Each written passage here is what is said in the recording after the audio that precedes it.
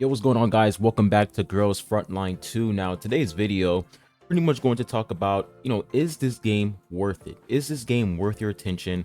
Should you try out this game? Should you play it? We're going to go over it. And, I've been covering other games on the channel. There's like, one game I've been playing. I no longer play it anymore. So therefore, I'm focusing more on other games. So I really want to, take the opportunity to share my experience with you guys on Girls Frontline 2.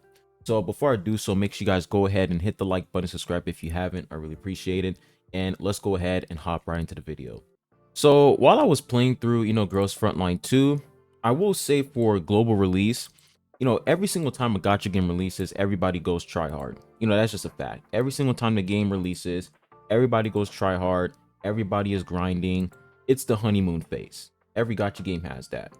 But was the honeymoon phase in this game good, and how long did it last? Well, I will say we are still in the honeymoon phase, but it's pretty tame right now. I feel like everything, like everybody's everything calmed down. Everybody's just, progressing passively. And now we're entering a phase where people are, logging in, using their stamina, and pretty much just saving up for the next banner, because the banner we have right now, if we come over here to the banners, we currently have Tsuyomi and Olerit. And Tsuyomi is obviously the best pick here if you want to have a really strong account. But I feel like for this game, meta, I feel like the meta doesn't really matter that much. Like when it comes to Tsuyomi, I feel like you should still get Tsuyomi because, she just changes the entirety of this game. Like if you have Tsuyomi, you're going to have a whole different experience. And she just makes the game pretty easy. But outside of Tsuyomi, I feel like you should really summon for characters you want to enjoy, if I'm being honest. Like if you don't really care about the meta and you just want to summon for characters you enjoy, I would do that. Because only focusing on the meta, I feel like that can really burn you out. And for this game, there are some, 5-star characters, not 5-star, but SSR characters, that are pretty good with, zero dupes. So let's say Q, for example. Q, if you guys know who Q is, if we come back to the banners, so this character, right? This character, the one I'm trying to get, where's she at? This unit right here, Q. She's actually pretty solid with low dupes, and I'm pretty sure she is good in, burn team. So as long as you have like, one team comp, or you have the opportunity to build different teams, like you can just easily progress through the game and not worry about meta. Like as long as you have this character and Tsuyomi, you're good to go. So I will say one thing that I really like about this game is that the meta isn't really, like the meta isn't the main focus of this game. It really isn't. I feel like most people, they play this game just to collect, their waifus, and they play this game just for fun, just to try out something new. And I think this game actually excels at that. You're not forced to participate in the meta. You can easily, progress through the story by using characters that you love. Of course, if you want to have, the best performance, you're going to have to use characters that are very powerful, but it's not a requirement. You can still use characters that you love. You can still use characters that you enjoy, and you can progress perfectly fine. So that is one thing I like about this game. Plus, you have these SR characters that are actually very useful. In some games, SR characters, they make SR characters very bad. But in this game, SR characters are actually pretty good. And some of them are actually in the meta. For example, Sharky. I'm going to call her Sharky because her name is complicated. But Sharky is actually pretty good for burn team. So that's one thing I really like, is the fact that they make these, free-to-play characters, because SR characters are essentially, the top free-to-play units in the game. That's their SR. It's really easy to get them. Plus, you have the event in the game right now where you can max out Loader for free. You can max out the character, and you can also get her weapon in the event shop. So, the game really excels at giving free-to-play players an opportunity to enjoy the game while playing with characters they simply enjoy. You don't have to pick a character that is extremely meta in order for you to enjoy the game. No, you just play with whichever character you like. You simply progress and you have fun. Now, when we talk about the gacha system, this is one of the main things people, focus on whenever they try out a new game. They're like, is the gacha system good? Is it free to play friendly? I will say the gacha system is actually not that bad. soft pity starts around 58 and hard pity is 80. Like, guaranteed pity is 80. That's the max pity.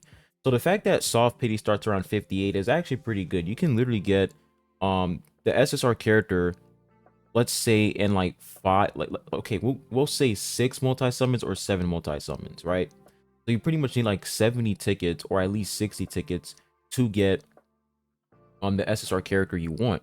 Now, of course, there is a 50-50. If you lose the 50-50, the next elite doll you get will be the guaranteed limited elite doll you're trying to get on their banner. So I will say the gacha system is pretty fair. It's not that bad. And when it comes to the weapon banner, now for the weapon banner, you don't really need to summon for the limited character's weapon. For example, for Tsuyomi, you don't need her weapon in order for you to, play this character, in order for you to receive her, full value. This character is literally busted without her weapon, which is really nice. So you don't have to worry about summoning for characters' weapons. Is there a possibility that in the future they're going to release a character and you have to summon for their weapon in order for that character to actually be useful? Maybe. But as up to right now, I don't see a single character in this game where you have to get their weapon in order for them to perform, effectively, which is really good. So honestly, you're pretty much just summoning for the characters only, and you're mostly putting like 4-star weapons, SR weapons on your characters. Like right now, I think I only have one SSR weapon, and I'm mostly using SR weapons on these units, which is a good sign. So I think the SSR weapon I have, if I come back over here to my AR for one of these characters, I think this one, right? I can actually find a weapon. I don't think I can actually. It's a 5-star weapon I'm trying to find. I have to go back to my bag real quick. But you guys get what I'm saying. You don't have to get a 5-star weapon. You don't have to get an SSR weapon to make a character good. You can just get the character and put a 4-star weapon, SR weapon on them, and you're good to go. Now, when it comes to events, you guys know when it comes to events in these gacha games, there's like a portion where it's pay to win, and in order for you to progress efficiently in some of these sections and events, you got to spend money. But so far, not really. I don't have every single mode unlocked for this event. I mean, there are some modes that are time gated. Like right now, it says this one opens after 10 hours.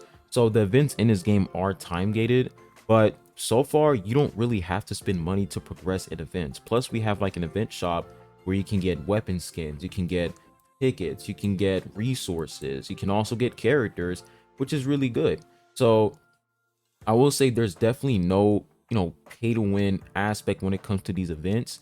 I think you can easily get everything in this shop for free. Of course, when it comes to these resources like currency, they're unlimited. Like you guys can see, like these are unlimited. There is no limit to them. So of course you won't be able to get every single thing. But when it comes to like the most important resources like summon tickets, characters, weapons, weapon skins, resources to make your character stronger, you don't need to spend money to get these resources. You can just easily progress through the event and you're perfectly fine. Like you can easily get these resources without spending money. Now, this event right here is what made me like the game a lot more. So for this event, you can pretty much get, skins for some characters. You can get summon tickets. You can get some resources. But what's really good is the fact that they give you a free SSR character, and that is Vepli. Now, we'll say Vepli, this character, she's actually pretty dog shit.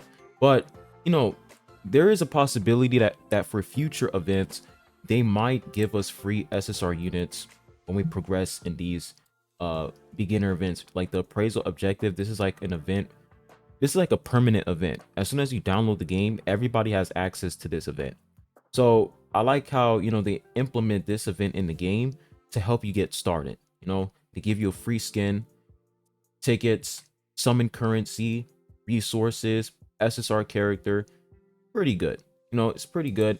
And once again, we are at the early phase of the game. We are at the early phase. So therefore, meta doesn't really matter. Meta doesn't matter at all. You can just use any character you want.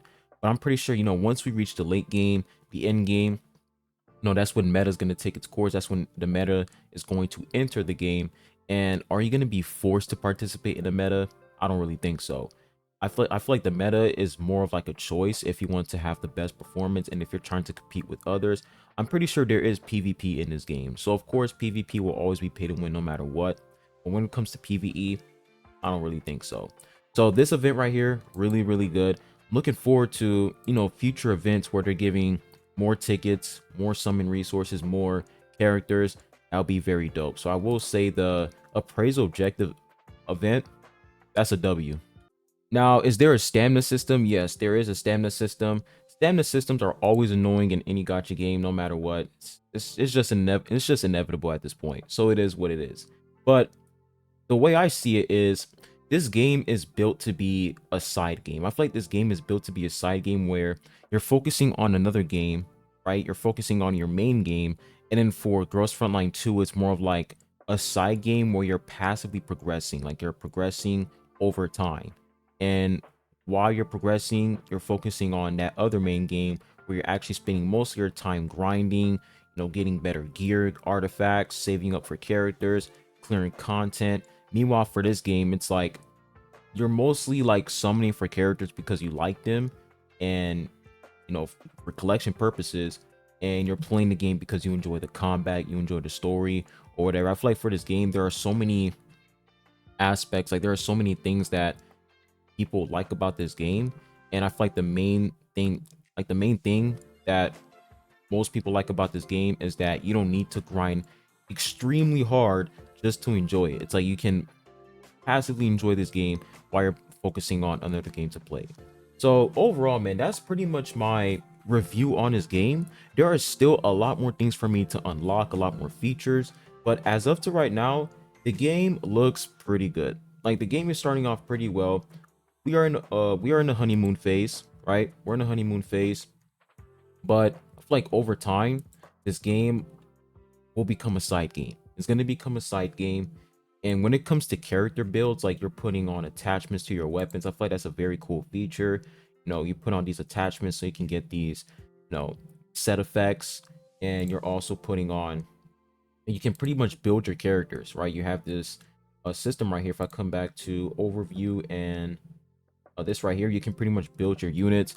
It's pretty good, man. Like I like the way this game is set up, and it's very unique. So tell me what you guys think in the comment section down below. Me personally, if I were to rate this game 1 out of 10, it's too early to rate this game, but based off of what I've seen so far, I would give this game a solid 7 out of 10. I feel like this game is a 7 out of 10. Pretty cool, pretty chill. It's a pretty, laid back game. Laid back, we just vibing. That's pretty much it. So hope you guys enjoyed the video, and I'll be catching you guys on the next one. Peace.